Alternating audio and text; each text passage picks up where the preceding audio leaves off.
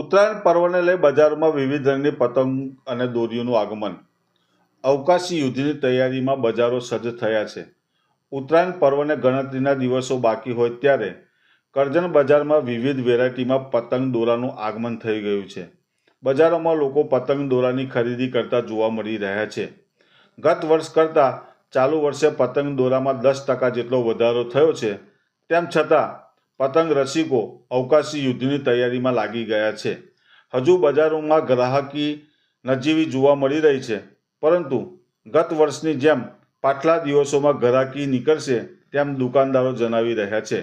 પતંગની મજા મોટાઓ સાથે બાળકો પર માણે, જેને લઈ બજારોમાં બાળકો માટે ગેસથી ભરેલા વિવિધ ટુક્કલો પણ જોવા મળી રહ્યા છે. ત્યારે ઉત્તરાયણ માટેની ખાવાની ખાસ વાનગી એટલે ચીક્કી, તલના લાડુ, મમરાના લાડુઓની વિવિધ વેરાયટીઓ પણ બજારોમાં ઉપલબ્ધ થઈ ગઈ છે.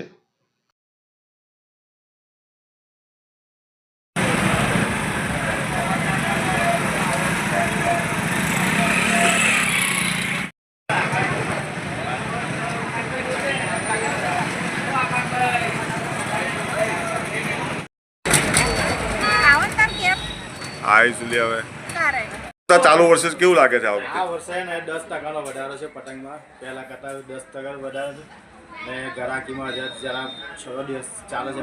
છેલ્લા 4 દિવસ ફૂલ ચાલે છે. 4 વીક માલ કોઈનો રહેતો નહીં કરજણમાં. બધાનું સારું રહે છે. ગત વર્ષે કેવું હતું? ગયા વર્ષે પણ સારું હતું. આ વર્ષે પણ હવે અમે એવી આશા રાખીએ છીએ કે અમારો બધાનો માલ ખલાસ થઈ જાય.